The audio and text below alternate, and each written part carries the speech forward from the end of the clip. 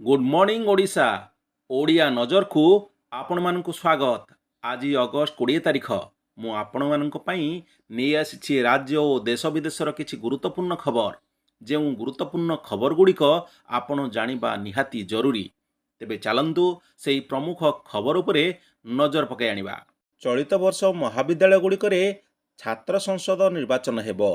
एने खोद उच्च शिक्षा मंत्री घोषणा करिया परे विभिन्न छात्र संगठन सक्रिय होई उठिथिले, किंतु एजाए कौनसी विज्ञप्ति प्रकाश पाउनथिबारु निर्वाचन आशायी थिबा छात्र छात्री द्वंद्वरे रहिथिले। तेबे छात्र संसद निर्वाचन नहीं छात्र छात्री द्वंद्वरे रहिथिबा बेले आईन मंत्री पृथ्वीराज हरिचंदन चलित वर्ष निर्वाचन हेब नाही बोली कहिसंती। जाजपुर जिला बड़चना ब्लॉक नुआहाट स्थित विष्णु सामंतराय महाविद्यालय 45तम प्रतिष्ठा दिवस रे मुख्य अतिथि भाव जोगदे आईन मंत्री पृथ्वीराज हरिचंदन कहिसंती आसंता वर्षठू कॉलेज रे छात्र संसद निर्वाचन अनुष्ठित हेबो। पश्चिमबंगरू ओडिशा को आलु जोगाण बंद रही फल आलु जोगाइबा को चुक्तिबद्ध होइतिबा पश्चिमबंग गोदाम मालिक माने क्षति सहउछंती। ओडिशा व्यवसायी पाखु बकेया अर्थ भी आदाय करि एहाकु नहीं पश्चिमबंग सरकार उपरे व्यवसायी असंतोष तीव्र हेबार लागिछि। प्रतिवाद रे समूह धर्मघट करने को निष्पत्ति नैछंती व्यवसायी। आलु रप्तानी कटकणा हटाइबा दाबी रे मेदिनीपुर हुगुली बर्धमान जिलार शीतल भंडार मालिक माने आज समूह धर्मघट करने को घोषणा करिसंती। पश्चिमबंग सरकार ओडिशा को आलु जोगाण कटकणा लागू पर व्यवसायी सीधासलख प्रभावित होइछंती।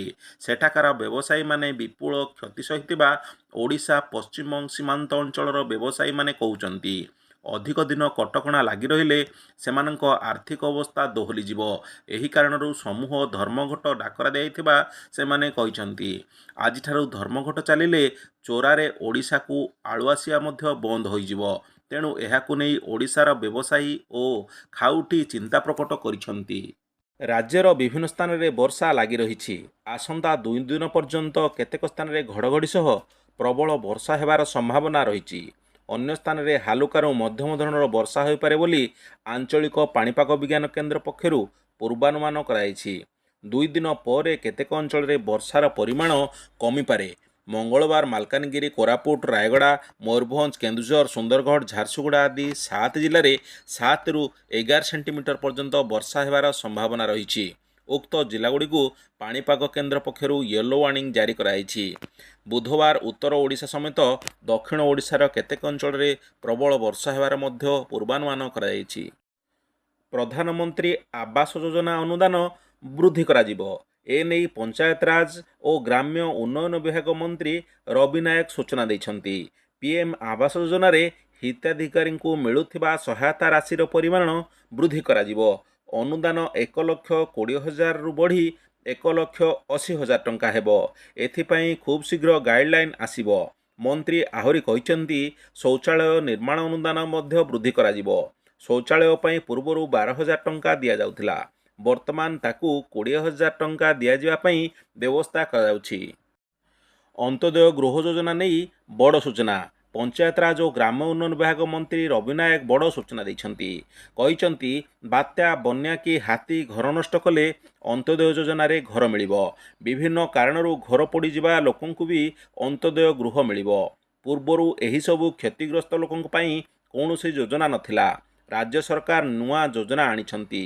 खूब शीघ्र यह कार्यकारी हेबो। चलित वर्ष बजेट रे एही योजना अधीन रे 105 कोटी व्ययबराद कराइथिला। एथिसहित प्रधानमंत्री आवास योजना ग्रामीण अधीन रे 6,090 कोटी एवं प्रधानमंत्री आवास योजना सहरांचल अधीन रे 692 कोटी टंका व्ययबराद होइछि। चलित बजेट रे बीजेडी सरकार बहुचर्चित बिजू पक्का घर योजना को परिवर्तन कराई अंत्योदय गृह योजना घोषणा कराइथिला। आसंता काली भारत बंद डाकरा दियाइछि। एहा पछरे बड़ कारण सर्वोच्च न्यायालय एक राय को नहीं राजरास्ता को ओह्लाया को प्रस्तुत होउछंती अनुसूचित जाति, अनुसूचित जनजाति एवं अनुसूचित जनजाति संयुक्त संघर्ष मोर्चा एही भली बंद आह्वान देइछंती। अगस्ट 21 सकाळ 8 बाइक रैली करने को आह्वान दियाइछि। ଭାରତ ବନ୍ଦର ପ୍ରଭାବ ମଧ୍ୟ ଦେଶର ବିଭିନ୍ନ ସ୍ଥାନରେ ଦେଖିବାକୁ ମିଳିପାରେ। SC/ST ସଂରକ୍ଷଣକୁ ନେଇ ସୁପ୍ରିମକୋର୍ଟ ଦେଇଥିବା ରାୟ ବିରୋଧରେ ଏକଜୁଟ ହୋଇଛନ୍ତି ସମସ୍ତେ।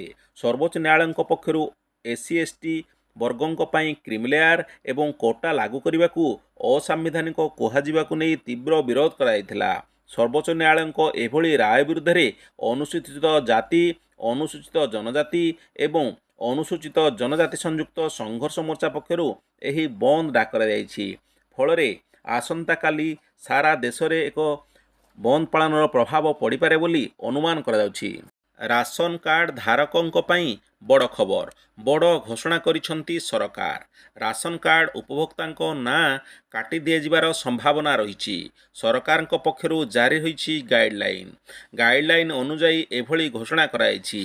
ରାସନ କାର୍ଡ଼ରେ ଅନେକ ସରକାରୀ ସୁବିଧା ମିଳୁଥିବା ବେଳେ କିଛି ଧନୀ ଶ୍ରେଣୀର ଲୋକେ ଚଞ୍ଚକତା କରି ରାସନ କାର୍ଡ଼ ହାତେଇଛନ୍ତି। ତୁରନ୍ତ କିଛି ଜରୁରୀ କାମ କରାଇ ନିଅନ୍ତୁ, ନଚେତ୍ ରାସନ କାର୍ଡ଼ରୁ ନାଁ କାଟି ଦିଆଯିବାର ସମ୍ଭାବନା ରହିଛି।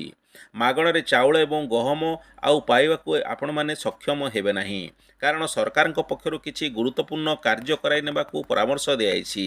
ସରକାରଙ୍କ ପରାମର୍ଶ ଅଣଦେଖା କଲେ ଆଗାମୀ ଦିନରେ ଆପଣ ଚିହ୍ନଟ ହେବା ପରେ ଆପଣଙ୍କର ରାସନ କାର୍ଡ଼ କାଟି ଦିଆଯିବାର ସମ୍ଭାବନା ଅଛି। ରାସନ କାର୍ଡ଼ ଧାରକ ଏଥିପାଇଁ ତୁରନ୍ତ କିଛି ଜରୁରୀ କାମ କରାଇ ନେବାକୁ ପଡ଼ିବ। ରାସନ କାର୍ଡ଼ ଧାରକ ତୁରନ୍ତ KYC କରାଇବାକୁ ପଡ଼ିବ। ରାସନ କାର୍ଡ଼ରେ ପଞ୍ଜୀକୃତ ସମସ୍ତ ସଦସ୍ୟଙ୍କ KYC ବାଧ୍ୟତାମୂଳକ କରାଯାଇଛି, ଯାହାଫଳରେ ପ୍ରକୃତ ହିତାଧିକାରୀ କେଉଁମାନେ ଏବଂ ଯେଉଁମାନେ ସରକାରଙ୍କ ସୁବିଧା ପାଇବାକୁ ଯୋଗ୍ୟ ତାହା ଜଣାପଡ଼ିଯିବ। କେନ୍ଦ୍ର ସରକାର ଦେଶର ଚାଷୀଙ୍କୁ ଆର୍ଥିକ ରୂପେ ସ୍ୱାବଲମ୍ବୀ କରିବା ପାଇଁ ପ୍ରଧାନମନ୍ତ୍ରୀ କିଷାନ ସମ୍ମାନ ନିଧି ଯୋଜନା ଚାଲୁ କରିଛନ୍ତି।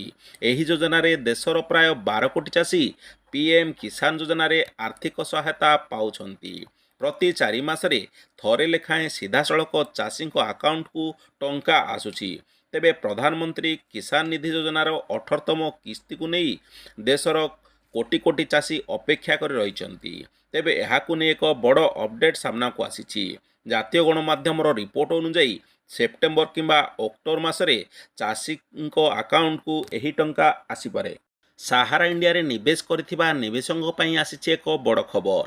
ଏହି କମ୍ପାନୀରେ ନିବେଶ କରିଥିବା ବ୍ୟକ୍ତିଙ୍କୁ ଖୁବ୍ ଶୀଘ୍ର ଟଙ୍କା ମିଳିବାକୁ ଯାଉଛି। ସାହାରା ଇଣ୍ଡିଆର ରିଫଣ୍ଡ ପୋର୍ଟାଲରେ ଆପଣ ନିଜର ଆପ୍ଲିକେସନ୍ ଷ୍ଟାଟସ୍ ଚେକ୍ କରିପାରିବେ। ସାହାରା ଇଣ୍ଡିଆର ରିଫଣ୍ଡ ପୋର୍ଟାଲରେ ନୂଆ ପେମେଣ୍ଟ ଲିଷ୍ଟ ଜାରି କରିଛି କମ୍ପାନୀ। ଏହି ଲିଷ୍ଟରେ ଆପଣଙ୍କ ନାଁ ଅଛି କି ନାହିଁ ତାହା ଯାଞ୍ଚ କରନ୍ତୁ। ଯଦି ଆପଣ ମଧ୍ୟ ରିଫଣ୍ଡ ପାଇବାକୁ ଆବେଦନ କରିଥିଲେ, ତେବେ ଆପଣ ଏହି ଲିଷ୍ଟର ଚୂଡ଼ାନ୍ତ କୁ ଚେକ୍ କରିବା ଜରୁରୀ। ବର୍ତ୍ତମାନ ପାଇଁ କେବଳ 4ଟି ସ୍କିମ୍ରେ ନିବେଶ କରିଥିବା ଲୋକଙ୍କୁ ଟଙ୍କା ଫେରସ୍ତ କରାଯାଉଛି।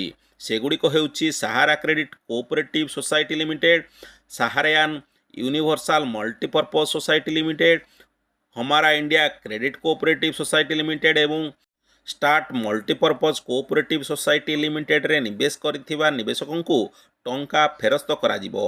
ଆପଣ ବି ନିବେଶ ଟଙ୍କା ଫେରସ୍ତ ପାଇବାକୁ ଚାହୁଁଥିଲେ ଏହାର ଅଫିସିଆଲ ୱେବସାଇଟ୍ ଭିଜିଟ୍ କରିବାକୁ ଅନୁରୋଧ। ସୁଭଦ୍ରା ଯୋଜନା ଲାଗୁ ନେଇ ବଡ଼ ବୟାନ ଦେଇଛନ୍ତି ମୁଖ୍ୟମନ୍ତ୍ରୀ। କହିଛନ୍ତି ଯେ ସୁଭଦ୍ରା ଯୋଜନାରେ ସୁରକ୍ଷା ଓ ଉନ୍ନତି ପାଇଁ ଏହା ଏକ ବଡ଼ ଯୋଜନା। ମହିଳାଙ୍କ ସୁରକ୍ଷା ନେଇ ବି ମୁଖ୍ୟମନ୍ତ୍ରୀ ଦେଇଛନ୍ତି ବଡ଼ ପ୍ରତିଶ୍ରୁତି। ସେପ୍ଟେମ୍ବର 17 ତାରିଖରେ ଓଡ଼ିଶାରେ ଆରମ୍ଭ ହେବ ସୁଭଦ୍ରା ଯୋଜନା। ପ୍ରଧାନମନ୍ତ୍ରୀ ଏହି ଯୋଜନାର ଶୁଭାରମ୍ଭ କରିବେ। ପ୍ରଧାନମନ୍ତ୍ରୀଙ୍କ ଜନ୍ମଦିନ ଥିବାରୁ ସେହି ଦିନ ହିଁ ସୁଭଦ୍ରା ଯୋଜନାର ଶୁଭାରମ୍ଭ କରାଯିବ। ସୁଭଦ୍ରା ଯୋଜନାର ହିତାଧିକାରୀ କିଏ? ପ୍ରତି ପରିବାରରୁ କେତେ ଜଣ ହିତାଧିକାରୀ ରହିବେ? ବୟସ ସୀମା କ'ଣ ରହିବ? ସେ ନେଇ ଏକ SOP ସ୍ଥିର କରିଛନ୍ତି ସରକାର। ଆଜିଠୁ ବିଧାନସଭାର ଦ୍ୱିତୀୟ ପର୍ଯ୍ୟାୟ ଅଧିବେଶନ ଆରମ୍ଭ ହେଉଥିବାରୁ ଯୋଜନା ବାବଦରେ ଗୃହରେ ସରକାର ତଥ୍ୟ ରଖିବେ ବୋଲି କୁହାଯାଉଛି। ସେପ୍ଟେମ୍ବର 17 ତାରିଖରେ ଆରମ୍ଭ ହେବ ଏହି ସୁଭଦ୍ରା ଯୋଜନା। ଓଡ଼ିଶାର ଲକ୍ଷ ଲକ୍ଷ ମହିଳାଙ୍କୁ ମିଳିବ 50,000 ଟଙ୍କାର ଭାଉଚର। ସୁଭଦ୍ରା ଯୋଜନା ପରିବାରର ଜଣେ ମହିଳାଙ୍କୁ ମିଳିପାରିବ। 1ରୁ ଅଧିକ ମହିଳାଙ୍କୁ ଏହି ସ୍କିମ୍ର ସୁବିଧା ମିଳିବ ନାହିଁ। ସେପ୍ଟେମ୍ବର 17ରେ ପ୍ରଧାନମନ୍ତ୍ରୀଙ୍କ ଜନ୍ମଦିନ ଥିବାରୁ ସେହିଦିନ ଏହି ଯୋଜନାର ଶୁଭାରମ୍ଭ କରାଯିବ ବୋଲି ଜଣାପଡ଼ିଛି। ସରକାରଙ୍କ ଦ୍ୱାରା ଜାରି ହେଲା ନୂଆ ନିୟମ। ଏଣିକି ବିବାହ କଲେ ପାଇବେ 2.5 ଲକ୍ଷ ଟଙ୍କା। ବିବାହିତା ମହିଳାମାନେ ଏହି ଯୋଜନାର ଲାଭ ଉଠାଇ ପାରିବେ। ତେବେ ଜାଣନ୍ତୁ କ'ଣ ରହିଛି ଏହି ଯୋଜନା। ବିବାହ ପ୍ରୋତ୍ସାହନ ଯୋଜନାରେ ଏହି ସୁବିଧା ମହିଳାମାନଙ୍କୁ ଉପଲବ୍ଧ ହେବ। ତେବେ ବିବାହିତ ମହିଳାମାନଙ୍କ ପାଇଁ ସରକାର ଏହି ନିୟମ ଜାରି କରିଛନ୍ତି। ଏହି ଯୋଜନା ଅନୁସାରେ ଯଦି କେହି ଝିଅ ନିଜ ଜାତି ଛାଡ଼ି ଅନ୍ୟ ଜାତିର ପୁଅ ତଥା ନିଜଠାରୁ ଛୋଟ ଜାତିର ପୁଅକୁ ବିବାହ କରନ୍ତି, ତେବେ ସେହି ଝିଅମାନଙ୍କୁ ସରକାରଙ୍କ ତରଫରୁ 2.5 ଲକ୍ଷ ଟଙ୍କା ଯୋଗାଇ ଦିଆଯିବ। ତେବେ ଜାଣନ୍ତୁ ଏହି ଯୋଜନା ଆବେଦନ ପାଇଁ କ'ଣ ରହିଛି ଆବଶ୍ୟକୀୟ ପ୍ରମାଣପତ୍ର। ବିବାହର 1 ବର୍ଷ ମଧ୍ୟରେ ନବବିବାହିତା ଏହି ଯୋଜନା ପାଇଁ ଆବେଦନ କରିପାରିବେ। ଏହି ଯୋଜନା ଆବେଦନ ପାଇଁ ଉଭୟଙ୍କର ଆଧାର କାର୍ଡ଼, ବ୍ୟାଙ୍କ ପାସବୁକ୍, ବୟସ ପ୍ରମାଣପତ୍ର, ଭୋଟର କାର୍ଡ଼ ସହିତ ବିବାହ ପ୍ରମାଣପତ୍ର ଆବଶ୍ୟକ ରହିଛି। ଏହା ସହିତ ଉଭୟଙ୍କ ବିବାହ ମ୍ୟାରେଜ୍ ଆକ୍ଟ 1995ରେ ରେଜିଷ୍ଟର ହୋଇଥିବା ଆବଶ୍ୟକ। ତ ଇଏ ଥିଲା ଆଜିର ପ୍ରମୁଖ ଖବର। ପୁଣି କିଛି ନୂଆ ଖବର ସହ ଆପଣଙ୍କ ସାମ୍ନାରେ ଉପସ୍ଥିତ ହେବି। ସେ ଯାଏଁ ବିଦାୟ।